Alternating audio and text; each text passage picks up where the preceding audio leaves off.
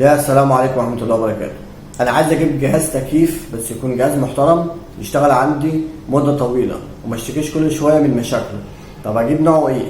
أنت عشان تجيب جهاز تكييف تبقى فاهم كده وعارف إن جهاز التكييف ده أنت بتعمل رفاهية عندك في بيتك، بترفه على عيالك وبترفه على نفسك. فعشان تجيب جهاز تكييف لازم تبقى واخد بالك إن الجهاز ده مش هيقعد معاك سنة ولا 2 ولا 3 ولا حتى 4. الجهاز ده هيقعد معاك اقل واجب فترة الضمان بتاعته اللي هي 5 سنين لو احنا هنتكلم في جهاز جديد.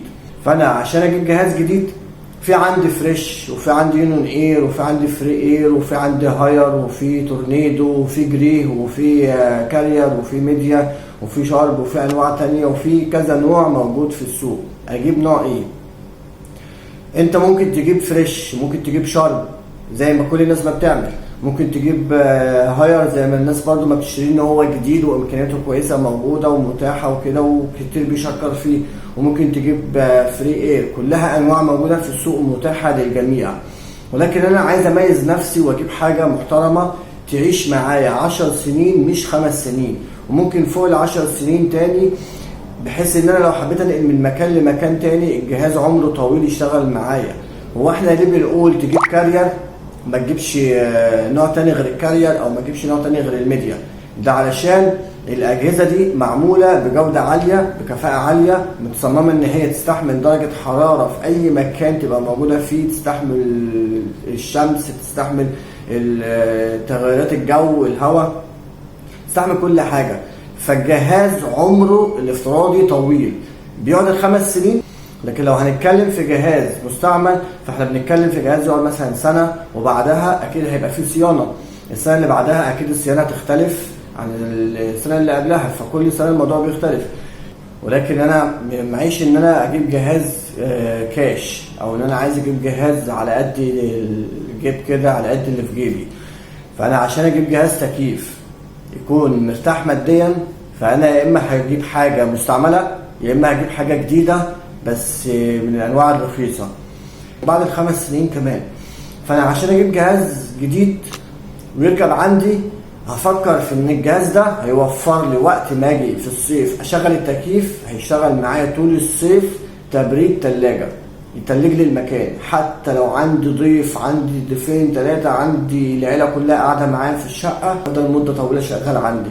فانا اعمل حسابي ان انا هيبقى عندي جهاز لازم هيشتغل مدة طويلة، عدد سنين كتير، 5 سنين فترة ضمان، بعد ال5 سنين هيفضل برضو مكمل معايا. فلما يكون جهاز شارب، معروف ان جهاز الشارب اول سنة او اول سنتين او كده وقت ما يبقى فيه مشكلة هتصل بالضمان هيجيلي، فكل مرة في مشكلة هتصل بالضمان هيجيلي. فده اللي منجح الشركة، انك انت خد المنتج ووقت ما يحصل فيه مشكلة كلمني اجيلك، ابعت لك الفني يجي يصلح لك الجهاز. طب انا مش عايز كده، انا عايز اركب جهاز عندي من مره واحده وركبته واقعد 5 سنين دولت اعيش كده باشا، ابقى حاطط فلوسي في جهاز يعيشني كده اللي هو رفاهيه طول الوقت. كل صيف ما يجي اشغل بالريموت الدنيا ماشيه تمام وتلاجه، قاعد في تلاجه.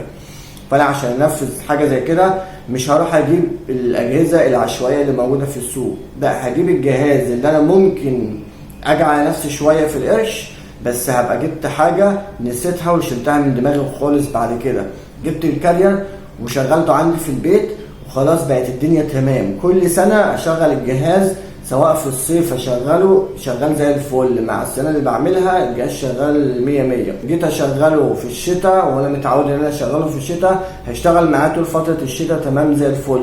كل اللي انا هحتاجه ان انا حد بتعامل معاه هيجي يعمل لي صيانه للجهاز، اغسل انا الفلاتر، ابدا اشيك على الوحده اللي بره، فبعمل له متابعه وانا عارف الجهاز بتاعي ان هو مش ما فيهوش اي مشكله. غير لما اروح اجيب جهاز تاني كل شويه في حوار، كل شويه في قصه، اتصل بالشركه ما بتجيش او بتيجي بعد فتره طويله. انا عايز اريح دماغي من كل ده. فلما اجي اجيب جهاز دايما لازم ابقى عارف ان الجهاز اللي انا هجيبه ده هيقدم لي رفاهيه في بيتي، هيقدم لي راحه، وفي نفس الوقت هيكون قيمه على قد الفلوس اللي انا بدفعها. فطالما انا هجيب حاجه قسط او هجيب حاجه كاش، لازم انا اختار الحاجه اللي هي عايشه بقالها سنين طويله. وطالما انا هختار الحاجه دي يبقى انا مطمن ان مش كل شويه هيخش فني يعمل لي صيانه، مش كل شويه هلاقي نفسي بصرف على الجهاز. فده اللي مميز الاجهزه اللي موجوده في السوق، ده اللي بيخلي الاجهزه ديت بيختاروها في المشاريع. واحد عنده مبنى كبير عايز يركب فيه 10 اجهزه 20 جهاز او اكتر من كده، فبيركب الكارير وهو مطمن. عنده مكتب عايز يركب فيه اجهزه فبيركب الكارير وهو مطمن. مفيش كارير بيركب ميديا، مفيش ميديا ممكن يركب شارب. بس هو اعتماد الناس اللي فاهمه كويس قوي في الموضوع ده، يا بيركب كارير يا بيركب ميديا، بعد كده يركب بقى شارب، بعد كده يركب يونيون اير، بعد كده يركب فري اير، بعد كده يركب الانواع التانية دي. ولكن انت عشان تبقى واخد بالك من الجزئيه ديت، ركب الحاجه اللي تريح دماغك منها بعد كده لقدام، الحاجه اللي انت ما تشتكيش منها. بالنسبه للي بيركبوا تكييفات مستعمله، فالتكييفات المستعمله معروفه ان هي عمر افتراضي، زي ما اشتغل عند غيرك 5 سنين او اكتر او اقل، هيشتغل عندك برضه بحسب المده اللي هيشتغلها وبحسب عوامل الجو، ان كان هو بيستحمل درجه الحراره ديت ولا محتاج كل شويه صيانه وكده. فالجديد دايما ارشوا فيه، اشتري الحاجه اللي انا مطمن وعارف ان سمعتها في السوق من زمان مش لسه من دلوقتي. وده اللي كان الفيديو بتاع النهارده، والسلام عليكم ورحمه الله وبركاته، وما توفيقي الا بالله، عليه توكلت وعليه منيب.